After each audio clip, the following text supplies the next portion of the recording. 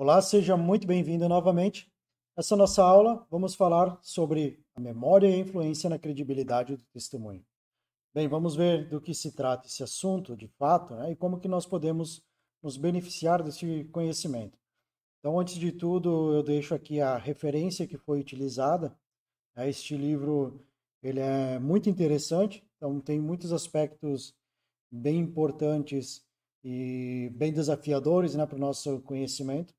Ele é um livro aí de 2015, mas ele traz ainda algumas informações bem atuais, né? Por mais que a gente já tenha um lapso aí de tempo, né? Mas a gente tem alguns estudos bem promissores e bem interessantes neste livro. É a nossa base para essa aula de agora. Então, a memória e a influência na credibilidade do testemunho, né? O que trata esse assunto e como que podemos utilizar no processo de entrevista investigativa e o porquê nós devemos utilizar, né, no entendimento aí do processo de entrevista investigativa, né? Ou entrevista forense, enfim, seja qual for o meio de entrevista ou interrogatório que você vai aplicar.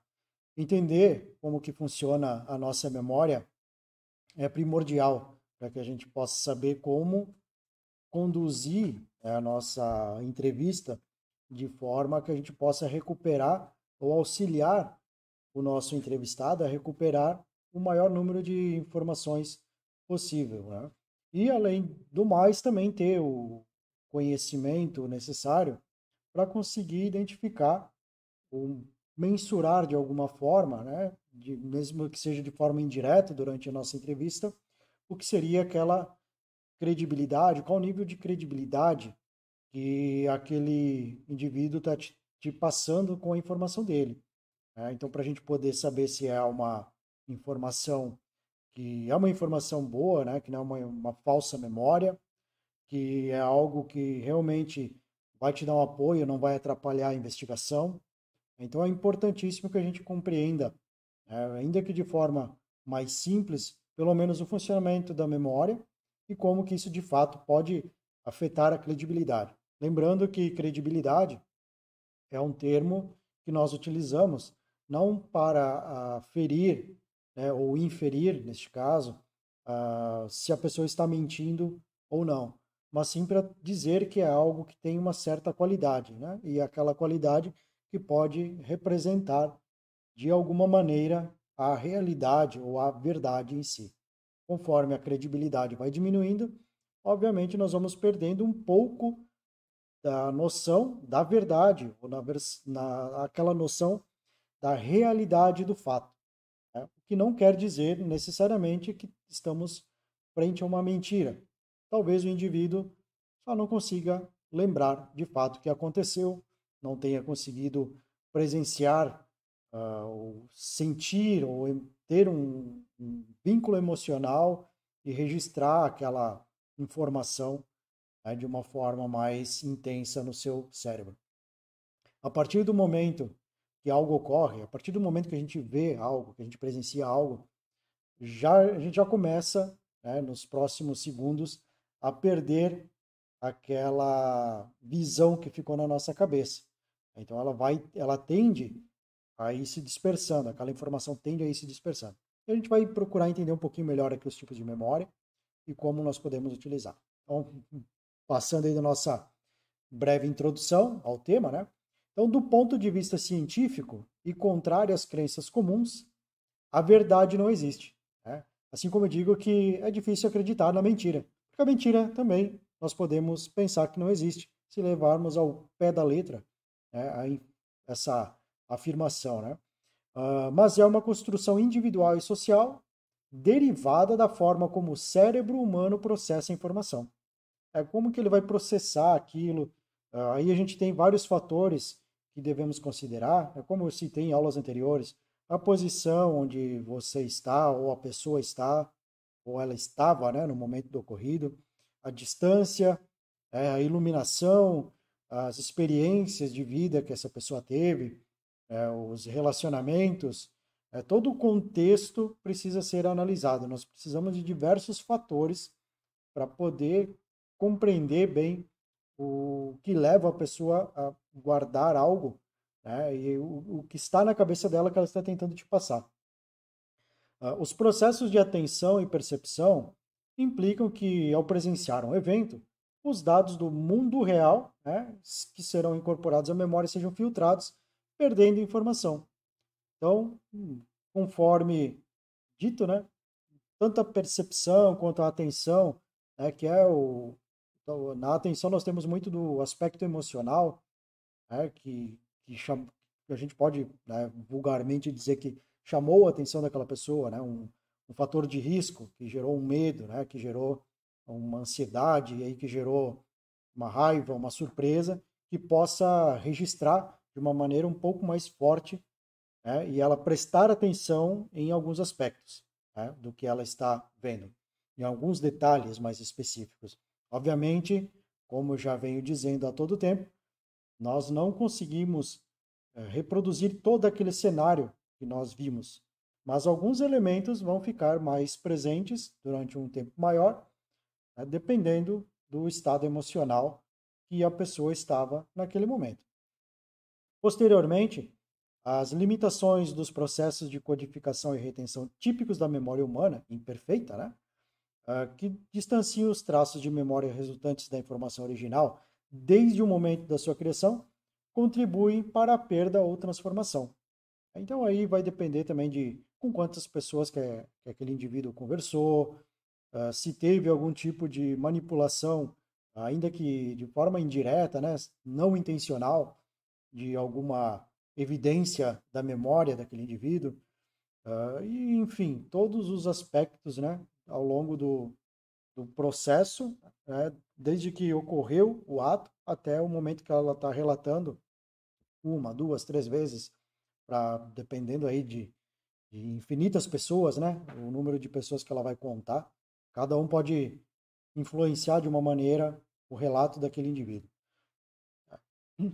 E no final do processo, né, no momento de recuperação, porque o cérebro humano reconstrói o que aconteceu ao invés de reproduzi-lo, tá? Sendo que nesse processo de reconstrução muito sensível às influências do ambiente, como por exemplo, até mesmo a conduta do próprio entrevistador, né? Então aquelas perguntas que você vai fazer, o ambiente que você preparou para fazer aquela entrevista pode influenciar. Então, num contexto de entrevista que você precise, de fato, né, recorrer aí a algumas informações, é importante que você não tenha certos itens, né, naquele local que possam fazer a pessoa se distrair ou até mesmo influenciar a memória dela de alguma maneira.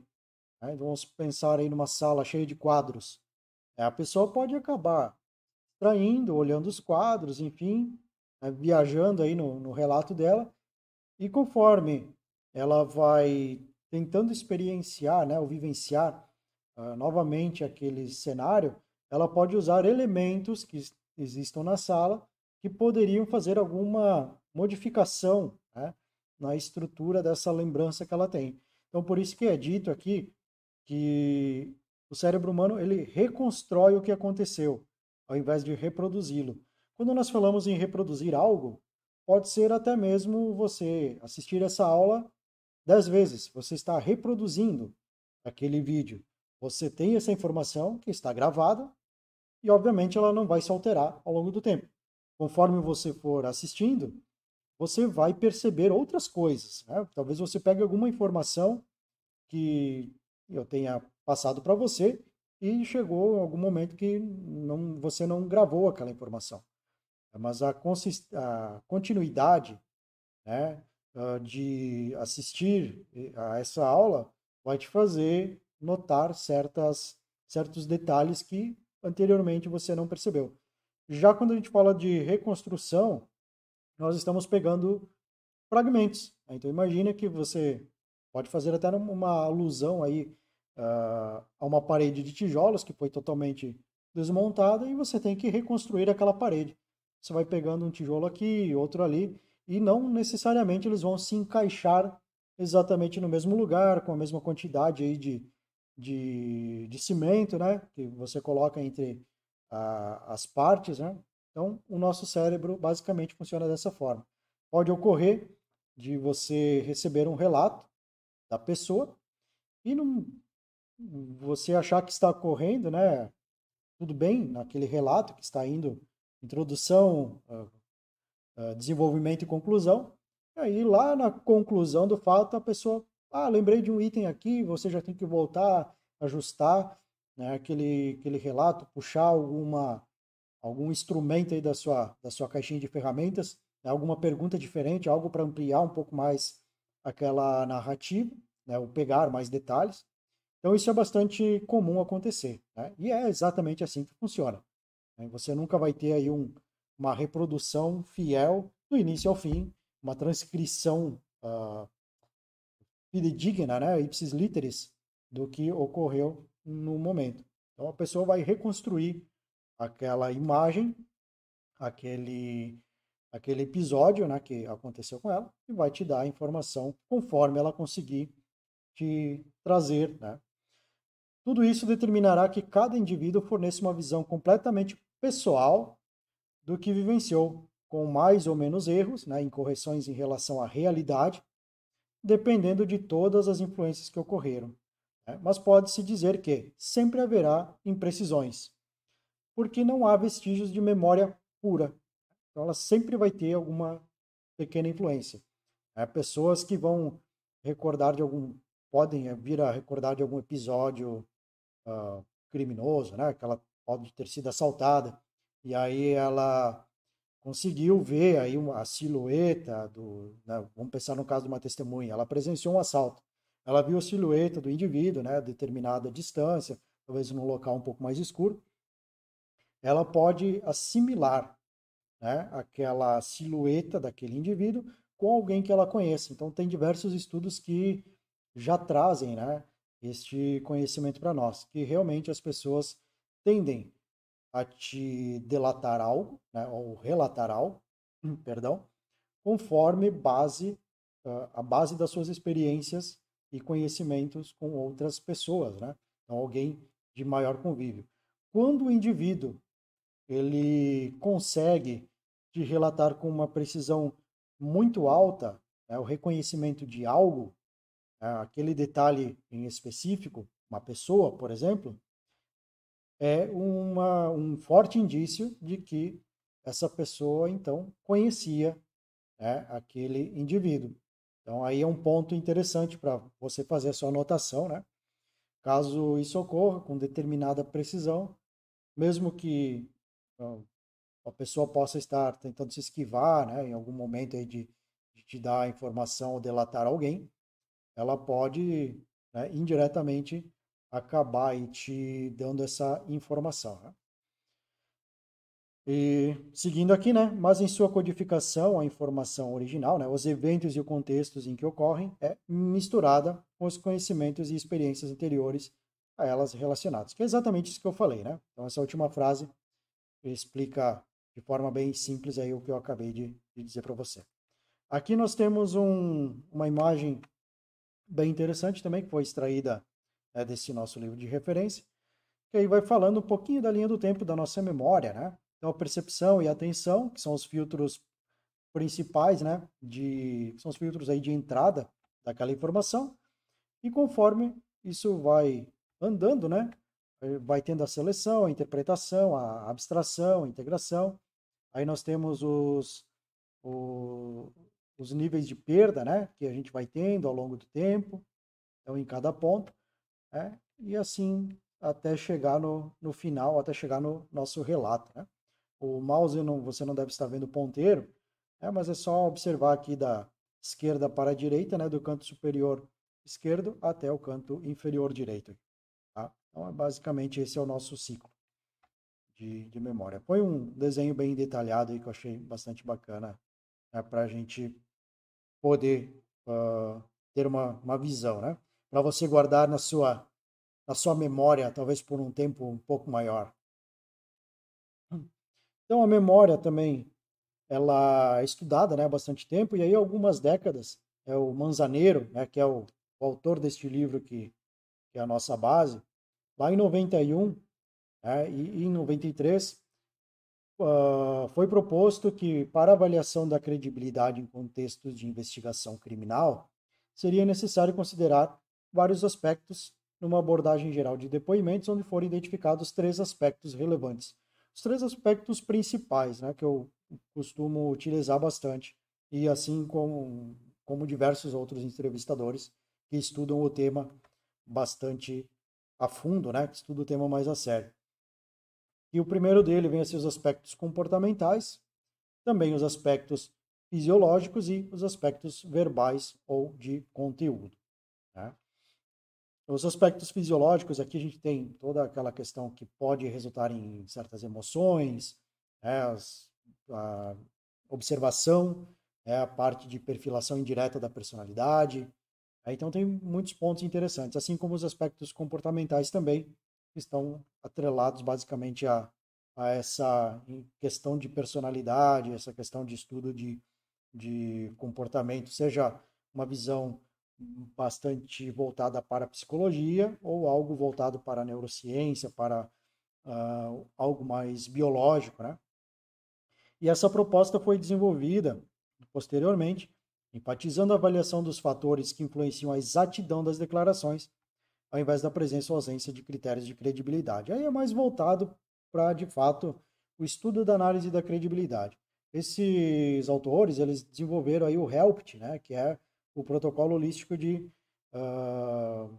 valoração, né, da prova testemunhal. Então ele é para ser um protocolo bem bacana aí, de modo que ele substitua, né, talvez o CBCA. Né? O CBCA é utilizado mais especificamente para avaliar a credibilidade de testemunhas de crianças, né, que foram vítimas de abuso sexual. Né? Não há nenhum tipo de comprovação, né, de eficácia do uso do CBCA para análise de credibilidade de adultos. Foi feito temos algumas pesquisas, mas que elas, né, dizem mais que isso não se consegue comprovar, né, uma eficácia no uso com adultos, mas o uso com crianças está valendo, né? Então o Helpt ele é bastante interessante desse ponto de vista também, e ele é utilizado para vulneráveis, né? E aí pode ser até idosos, né? Pessoas que estão em algum estado maior de vulnerabilidade. Os bens, ou melhor dizendo, né? A emoção e a memória, então temos as bases neurais da relação emoção-memória e o conceito de marcação emocional, né, que eu deixo aqui grifado, destacado, é que a ativação da amígdala pelas emoções pode causar uma modulação da plasticidade neural em regiões do cérebro, como o hipocampo, né, que é uma região importantíssima também relacionada à memória, que está relacionada à formação de memórias contíguas, né, ao evento emocional. Isso foi demonstrado experimentalmente pela ativação da amígdala, né, que a gente vai ver um pouquinho mais à frente qual é a posição do cérebro, né, que elas estão localizadas, seja por estimulação elétrica ou por exposição a estímulos emocionais, que afeta a plasticidade hipocampal, avaliada por gravações de potenciação de longo prazo. Além disso, os mecanismos associados a essa marca emocional podem estar a serviço da marca emocional da plasticidade sináptica, né, hipocampal.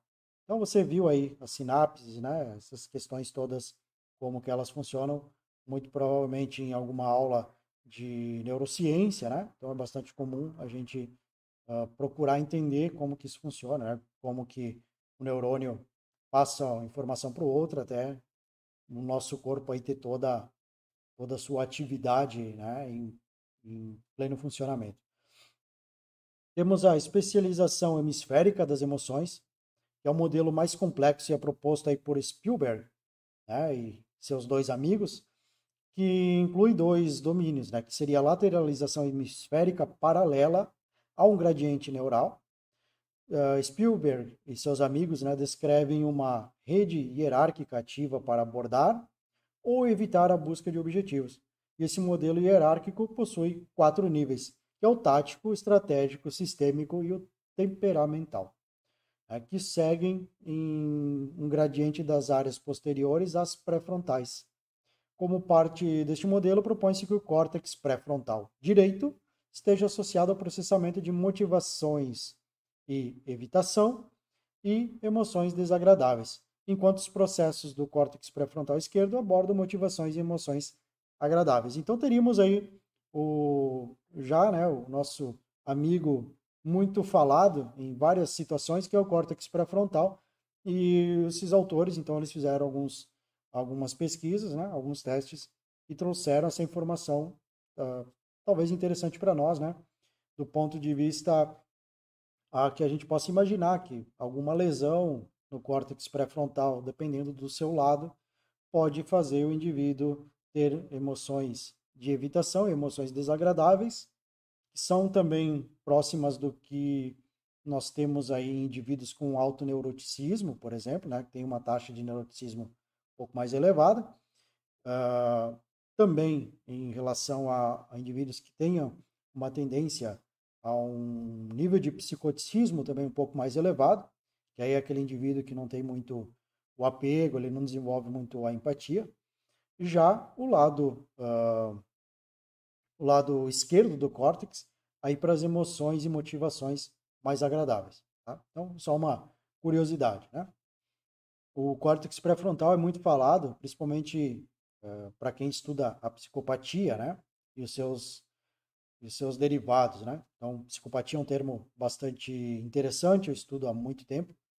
E aí a gente tem a ideia, né? De sociopatia, psicopatia, condutopatia, né? Transtorno de personalidade antissocial, várias definições, mas ao final, tudo nós temos um item mais específico, que eu gosto bastante de trabalhar dessa forma, que é o uso do termo, né, psicopatia. Né? Eu prefiro este termo. Até pelo conhecimento da escala Hare, né, que seria aí o Robert Hare que desenvolveu, e é um dos grandes estudiosos da área, e ele definiu bem os graus, né, de agressividade, de violência do indivíduo, e aí a gente vai conseguindo ter uma noção, né, de como que ele se desenvolve. É por isso que você pode acabar encontrando indivíduos que tenham, né, esse diagnóstico de psicopatia e talvez nunca cometeram um crime, nunca foram agressivos fisicamente, né, ou verbalmente é bastante provável que isso aconteça, né? Mas que talvez não tenha cometido nenhum crime grave, né? Ou agredido alguma pessoa de alguma forma. Tá? Em contrapartida, conforme você aumenta o nível de agressividade, você vai ter aí um nível de crueldade, né, mais significativo no comportamento daquele indivíduo. Mas como não é uma aula específica aí de psicopatia, vamos voltar aqui para o córtex pré-frontal, nas relações, então, com a emoção e memória. Então, a influência do córtex pré-frontal é expressa em ambos os domínios das relações emoção-memória, não apenas na memória de longo prazo, mas também nos processos de tomada de decisão, que são inextricavelmente, né, ligados à memória. Então, aqui o nosso amigo, que seria também o nosso controlador, né, o nosso freio, né, aquele que vai ativar o nosso sistema inibitório, né, que não vai te proibir aí de fazer certas besteiras, né? Então ele está bastante ligado também à memória, né? E principalmente à sua tomada de decisão. Então, indivíduos aí mais jovens, né? A gente tem uma tendência a não ter essa regulação da inibição ainda, né? Tem aí que surge mais aquela questão do comportamento mais impulsivo, né? Enfim, né? Mas enfim, daí isso é bastante em relação à tomada de decisão. Em relação à recuperação de memórias emocionais, então Schaeffer e Dawkins, né? Eles encontraram dois resultados interessantes, onde a primeira é que o maior sucesso na recuperação está relacionado à ativação bilateral da amígdala, hipocampo e para-hipocampo. A segunda é que a resposta mais precoce e difusa anteriormente é encontrada na amígdala e hipocampo esquerdos. E o para-hipocampo bilateral está mais ligado ao maior sucesso na recuperação emocional. Então, os grandes amigos, né, da nossa recuperação da memória, principalmente, nós temos a amígdala e o hipocampo. Tá? E aí o Rimelli, né, 2012, ele observou, então, que em cenas visuais complexas, produz-se um efeito de emoções em que se descreve um aumento na memória de itens emocionais em comparação com uma diminuição na memória de itens de contexto que estão associados a itens emocionais. Tá? É como se houvesse uma transferência de capacidade de memória em favor de itens emocionais, né? O efeito trade-off. Então, aquilo que eu comentei, dependendo do estado emocional da pessoa, isso pode afetar no registro da memória de alguns itens mais específicos, né? De alguns detalhes mais específicos. Aqui tem um desenho bem interessante, né? Tomei a liberdade aí de fazer colocar aí no nosso slide, né? Eu achei na internet. Então, desenhando um pouco a estrutura cerebral e aqui com a explicação do córtex pré-frontal, né? Que fala bastante da questão de a tomada de decisão, capacidade de raciocinar, né, e resolver problemas. Depois temos logo mais abaixo aqui, em laranja, né, ou vermelho, né, a imagem não está muito boa, talvez seja um tom de vermelho, né? Então, se eu tiver que lembrar futuramente dessa imagem, eu posso dizer que ou é laranja ou é vermelho, então não vou ter uma exatidão, logo talvez a minha credibilidade de memória fique um pouco mais baixa. Então, aqui a gente tem o lóbulo temporal, que está ligado aos estímulos auditivos, mas também à linguagem e à memória. Então, são os nossos pontos principais aqui. Também tem o hipocampo, né? Que aí transforma as informações da memória de trabalho em dados para a memória de longo prazo, para que aquilo que foi aprendido não seja esquecido rapidamente. Então, memória de longo prazo, hipocampo. Né? Uma alteração aí neste hipocampo pode acabar nos dando prejuízos na memória de longo prazo. Né?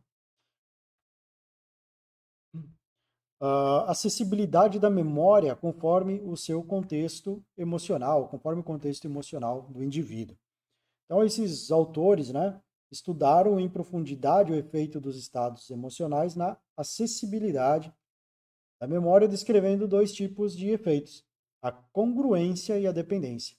Então, as memórias congruentes com o estado emocional aparecem quando a memória daquela informação que coincide com o humor do sujeito é maior. Então, temos a congruência quando a informação, ou melhor dizendo, a memória da informação coincide ou corresponde com o humor do sujeito, né, num grau maior. Já a dependência, que seria aí o fenômeno da dependência de estados, foi demonstrado quando os sujeitos se lembram melhor de qualquer material no mesmo estado em que o codificaram em comparação com o estado diferente da fase de codificação em relação à fase de recuperação. Memórias congruentes, congruência, enfim, a gente fala muito, né, nos contextos de análise de credibilidade. Então, esse estar congruente é aquela emoção com aquela fala, né, do indivíduo. Estou muito feliz, aí você vê que a pessoa emite aí uma microexpressão talvez de tristeza, né, uma microexpressão de raiva, tem um comportamento, uns gestos, né, de uma linguagem corporal que contradiga, né, esse aspecto, então a gente pode já imaginar que aquilo não está necessariamente congruente. E com a memória é mais ou menos da mesma forma, né? As falsas memórias, né? O que vem a ser? O Davis, né, e o Loftus, eles especificam três tipos de memórias falsas. As memórias seletivas, ou falhas seletivas na recuperação. Falsas memórias sobre eventos que os sujeitos realmente não vivenciaram. Distorções ou alterações na memória de eventos vivenciados pelos sujeitos. Então, pode acabar ocorrendo, né, principalmente nesses três formatos. Então, aquilo que é uma falha, né, que em algo, né, que você está tentando recuperar. A falsa memória é sobre algo que realmente não aconteceu. Então, seria uma falsa memória de algo que não aconteceu, né? Até um exemplo bastante direto. Alguém te relata que ocorreu algum fato importante e aquilo ocorreu perto da sua casa, né? E você tinha, sei lá, 5, 6 anos de idade. E aí você pensa, poxa, é mesmo, né? Veja só, eu acho que eu lembro disso. E aí você começa a criar na sua cabeça, né, aquela questão, né? Então você não vivenciou realmente aquilo, mas aqui está te trazendo uma lembrança como se de fato tivesse realmente ocorrido.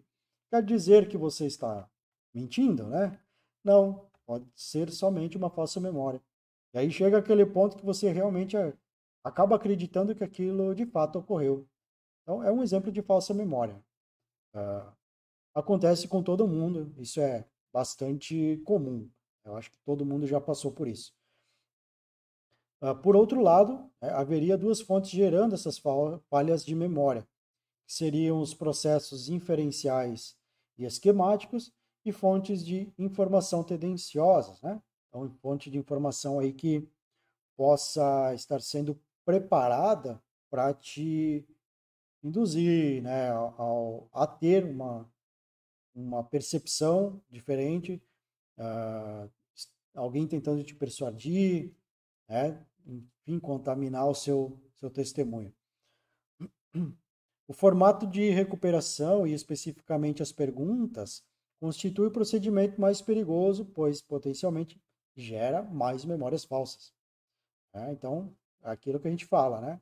Tomar muito cuidado com o que você vai pedir, a forma como você vai pedir, né? Ao perguntar, e dependendo a forma como você pergunta, né? Se você colocar elementos aonde não existe, né?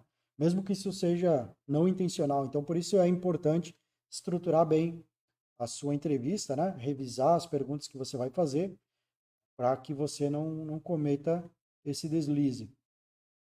Quando uma pessoa vivencia um evento e depois é questionada sobre o que aconteceu, se entretanto recebeu novas informações a respeito, pode tê-lo incorporado, né, em sua memória e responder perguntas sobre os eventos com base nesses acréscimos. Né? E aí também eu destaquei aqui, além da própria revitimização, né? Ela pode estar aí sujeita à, à revitimização, então, recordações, uh, ter essa vivência novamente de um estado emocional desagradável pode prejudicar muito aí a memória. A memória é um conjunto de funções que permite aquisição, manutenção, decodificação e utilização de informação para um determinado fim. E aí ela pode ser dividida basicamente em declarativa e não declarativa, onde a memória declarativa implica o acesso explícito e consciente da informação e pode ser ainda, né, dividida em episódica e semântica. Então, o que vem a ser a memória episódica, né? Então, ela permite relembrar as nossas experiências, dando a sensação de viajar mentalmente entre os vários momentos da nossa vida. É um tipo de memória onde o eu é o central, pois implica a recordação da experiência que o próprio, né, sentiu em determinado evento. E está associado a uma sensação de tempo, permitindo-nos distinguir entre eventos recentes e eventos mais remotos. E um exemplo que nós temos de memória episódica, né, é recordar do primeiro dia de aula, né? Por exemplo, né, tem uma citação aqui do autor, né? Era um dia chuvoso e por isso cheirava a umidade, levava uma mochilinha vermelha, né, que tinha sido oferecido pela minha mãe no dia anterior. Cheguei mais cedo e por isso fiquei a conversar à porta da sala de aula com um colega. No meu caso, né, eu lembro que eu cheguei, né, na sala de aula, a professora, né, foi meio que direcionando os alunos aí a sentar, escolher uma cadeira, né? E eu fui, eu não recordo exatamente qual fileira, mas eu recordo de sentar, né, na minha cadeirinha, pegar minha mochila, tirar meu caderno, né, meu lápis, enfim, colocar o meu estojinho de madeira em cima da mesa e ficar lá quietinho, né? Sempre um menino bastante tímido, né? Eu sempre fui bem introvertido quando criança, então eu era bastante fechado, né? Para novas relações, né? Novos relacionamentos. Então, não entendia muito bem o que estava acontecendo. E também no dia que eu cheguei dentro do pátio do colégio, ao ter aquela primeira chamada, né, que a diretora, pelo menos naquele colégio onde eu estudei, né, na minha época, eles faziam as chamadas para início das turmas e tudo mais, para você saber em qual lugar você ia estudar. E aí a minha mãe disse, é, o seu nome é Peter Anderson Lopes, então quando a professora chamar Peter, você diga presente. E por que ela falou isso? Porque durante toda a minha infância, né, eu sempre fui chamado pelo apelido, e até hoje eu sou chamado por apelido. A minha mãe me deu um apelido em específico, meus tios e avós, eles chamam por outro apelido. Tá? Então, são poucas as pessoas, pelo menos dentro do meu círculo familiar e, e parental, né, por assim dizer, que me chamam de fato pelo nome Peter, né? É bem mais difícil. Então, foi importante eu saber aí o meu nome no primeiro dia de aula, né? Então, é a lembrança que eu tenho. E a memória semântica, ela sustenta o nosso conhecimento factual do mundo, incluindo informação acerca de objetos, pessoas, eventos históricos e o significado das palavras. Esse tipo de memória é diferente da memória episódica porque não implica um sentimento de experiência pessoal, né? E porque não está associado a um contexto espacial e temporal particular, né? E temos também aí a memória não declarativa, né? Que não é passível de ser verbalizada. E o seu subtipo mais importante é a memória de procedimentos. Ela diz respeito mais à capacidade de aprender competências que operam a um nível subconsciente e que são difíceis de declarar e explicar.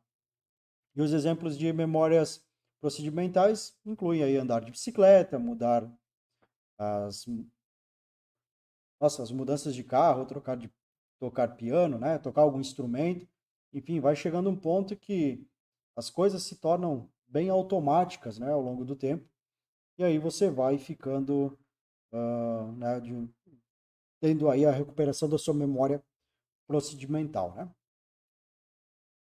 Pessoas que têm perda de memória em algum grau, elas podem, em algum momento, né, talvez não lembrar de uma pessoa, não lembrar de uma pessoa, né, mas a memória procedimental dela pode acabar funcionando igual. Ela pode andar de bicicleta.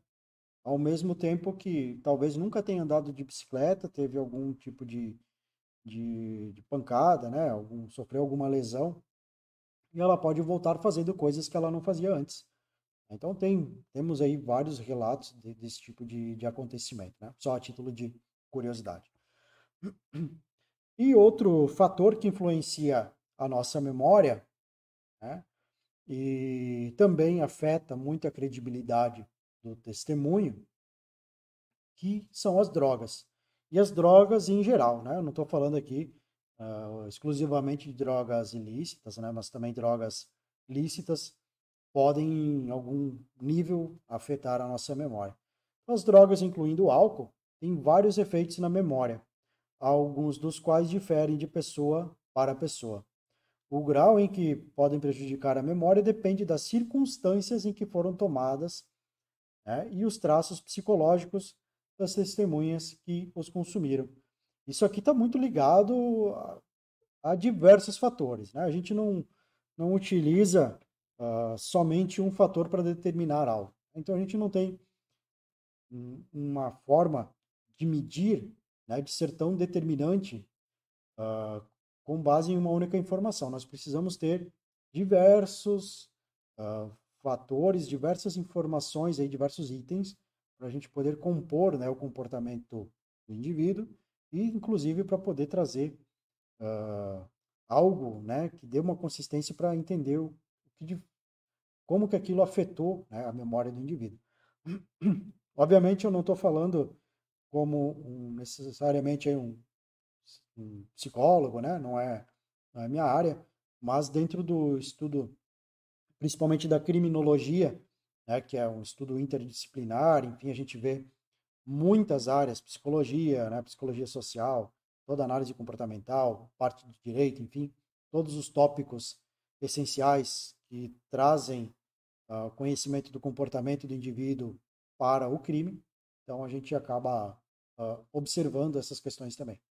Então aí tem muito da influência de algo relacionado a drogas, né, que pode afetar a memória. E, enfim, se a pessoa utilizou algum tipo de droga, né, ainda na adolescência, tende a ter certa perda dessa memória, porque vai afetar aí os neurônios que ainda estão, né, trabalhando aí, não estão 100% todos constituídos, né, o córtex pré-frontal, né, enfim, é um dos últimos que a gente tem em desenvolvimento no corpo humano. Então ele é bastante responsável também aí pelo processo da memória, né, pelas nossas ações, né, pelo controle dos nossos impulsos. Então tudo isso pode sim afetar muito, né, a memória de uma pessoa. E, obviamente, como eu digo, né, afetar a credibilidade. Então, no momento de tomar um depoimento, né, de você fazer uma entrevista, também é importante saber se o indivíduo não está sob efeito de nenhum tipo de droga, né? Independentemente de ser uma droga lícita ou ilícita, e também se você tiver a oportunidade de entender um pouco o histórico dele, né, em relação ao uso de alguma substância.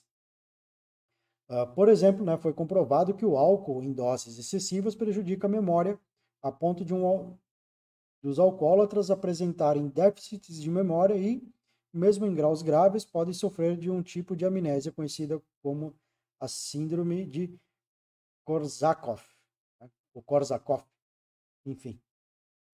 As pessoas afetadas por essa síndrome têm problemas para aprender novas informações, né, amnésia aterógrada, e lembrar os anos anteriores ao início da doença. Então, amnésia retrógrada. Então, perde aí boa parte do seu conhecimento, né, das suas experiências, das suas lembranças, né? E embora aí o QI permaneça intacto. Então, o que a gente diz, né, estudar muito sobre os aspectos da inteligência, os aspectos da memória, né, do comportamento do indivíduo. Então aí o QI fica intacto ainda.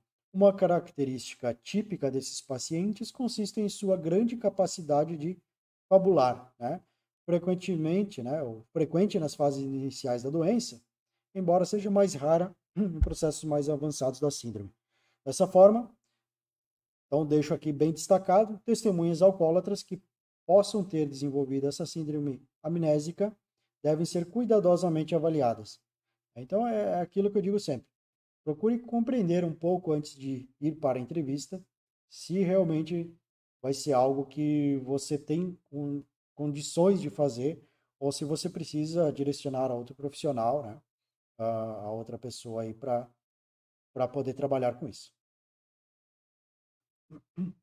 E ainda, né, por outro lado, uma série de estudos aí de 1988, né, do Lowy, demonstrou, né, que a combinação de álcool com cafeína ou com nicotina produz efeitos dissociativos sobre a aquisição e recuperação de informação da memória. O uso de maconha afeta a aquisição de novas informações, de modo que testemunhas que presenciaram um evento sobre a influência dessa droga terão menos capacidade de recuperar informações, mesmo em estados livres de seu uso, né? Então, o indivíduo que, sob o efeito de algum tipo de droga, né, ele foi vítima, né, de algum abuso, de algum crime, talvez ele não consiga relatar os detalhes importantes, né, sobre o que aconteceu, mesmo depois que ele esteja fora, né, desse estado seja inibitório, né, desse estado que foi ativado aí pela droga. Além disso, alguns medicamentos tem efeitos contrários aos que seriam esperados, como os benzodiazepínicos, né? Ou um medicamento que reduz os níveis de ansiedade, então bastante utilizado aí para questões de tratamentos, né, de depressão, transtornos de comportamentos sejam mais compulsivos, né? Enfim, a nossa ideia não é trazer muito nomes, né, de remédios, mas é importante a gente conhecer um pouco. Talvez futuramente eu traga uma aula específica, né, para a gente só tratar de algumas drogas em específico e o seu uso em crimes, né, seja para tornar alguém vítima, né, ou um criminoso sob efeito de alguma substância. Tá? E aí, nesse caso, né, pode-se esperar que facilite a recordação ao reduzir os níveis de estresse. Mas, no entanto, tem efeitos negativos no armazenamento de informações na memória. Certo? Então, a aula foi um pouquinho mais longa do que o normal, mas é muito importante a gente ter esse conhecimento da memória. Espero que você esteja gostando do nosso curso. Espero que esteja conseguindo fazer um bom estudo, né? Compreender o conteúdo. Caso você tenha alguma dúvida, pode entrar em contato comigo, sem problema nenhum, por e-mail, por WhatsApp, né? Fóruns, fique bem à vontade. Tá? Mas é importantíssimo nós termos pelo menos um bom estudo da base, né? Do nosso organismo, das técnicas que a gente utiliza para entrevista, e isso tudo acaba influenciando em diversas outras áreas, né? Principalmente aí na parte de investigação de fraudes, né? Comportamento humano. Então, tudo isso reflete de alguma maneira no comportamento do indivíduo. Certo? Então, muito obrigado por ter ficado nessa aula até o final. Aguardo você na próxima aula. Um grande abraço e até mais.